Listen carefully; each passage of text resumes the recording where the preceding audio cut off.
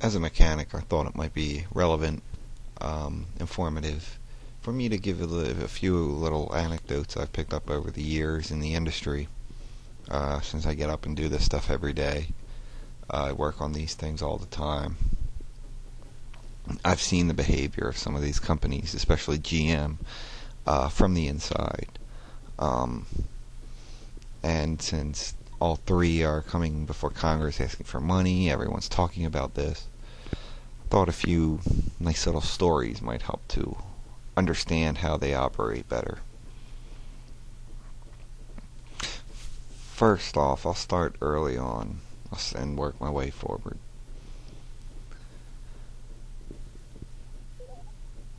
The big three create a lot of barriers to entry into the market for other automakers.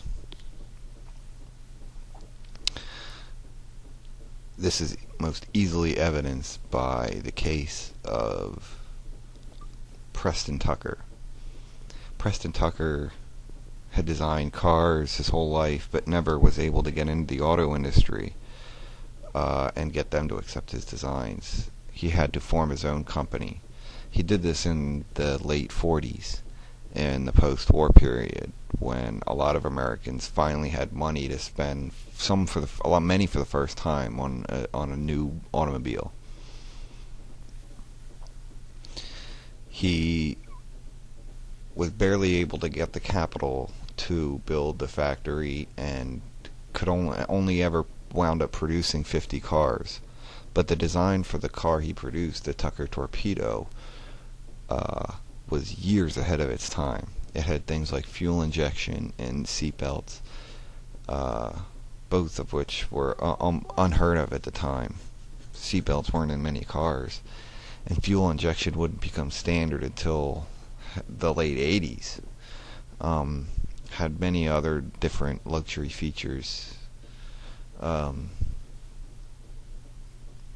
big three saw this as an enormous challenge. They created a big barrier to entry for him and lobbied basically through the one of the Detroit representative to Congress. I can't remember who or where he represented, but it was through government intervention and through creating artificial barriers to entry, and through propaganda, through making people think that, this was some unreliable thing, and really that he was using technology that wouldn't come into existence, that would eventually become standard, that wouldn't really be adopted for years to come. He even had to, he scraped this car together, and yet it was more efficient, better running than all the cars out there, but because he was he had used it like the initial cars had helicopter engines in them, because he couldn't produce his own engines. There's if you want to find out more about this, there's a movie that was produced in the 80s that tells the story of his life and the car he produced. After the post-war period, and American car companies really came into power in America because they could finally sell their product to people who had money, and the middle class was really established. Japan got on its feet. Japanese manufacturing had been decimated during the war, just absolutely obliterated. And to help their economy rebuild, I guess they're called salarymen now, Japanese businessmen basically saw, they saw what America liked. They saw, they knew that America was the financial powerhouse of the world, and that to get Japan's economy back running again, they needed to sell something to America. Well, what do Americans, love? What do Americans eat up like nothing else? We love our cars. So some very insightful Japanese businessmen created a few different a few of them different car companies, and set out to produce cars which were smaller, more efficient, and better, basically more cost effective than what we were producing. And they succeeded to a large degree. Especially as the 70s wore on, and as the artificial oil crisis hit, and there were lines at pumps and all of this, which was basically created by an embargo and by OPEC stopping production. I mean, it's not that there wasn't oil; it's that the countries that produced oil stopped selling it. And American production had already peaked. These smaller, more efficient cars began to look more desirable to the American market. And it was a lot harder for the big three to push them out of business and to create any barriers to entry for them, because they were produced in another country, at least at the time. They can't really regulate the Japanese government. They can't manipulate that. Just like it's always been more difficult for any domestic competition to mitigate things that are foreign owned or foreign produced. And in the wake of this, Chrysler, which was already going under, and as a mechanic, every mechanic basically has their preference among the big three. And for me, I'm a Dodge guy. It's definitely Chrysler.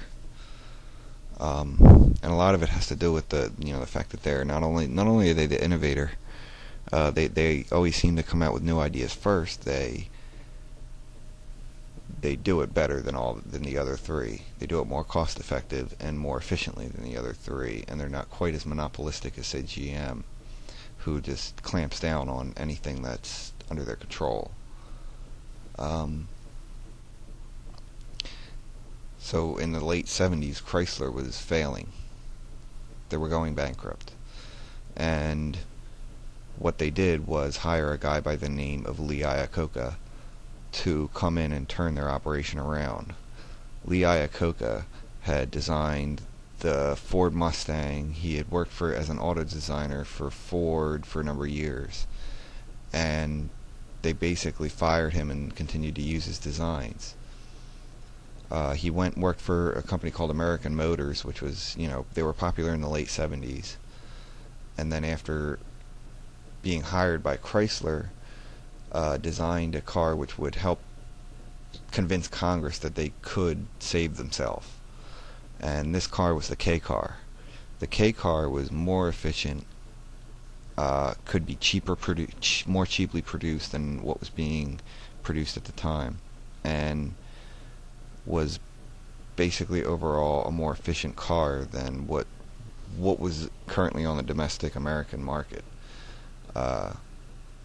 Seeing this, Congress approved, it was called a subsidy at the time, for Chrysler to produce this K car, and it basically helped them to get out of the slump they were in, and it saved the car company, and they repaid the loan that was given to them by the American government. Well, the subsidy, it was called a subsidy, and at the time there had only been about 20 or so subsidies given by the government, period. Of course, many, many more now.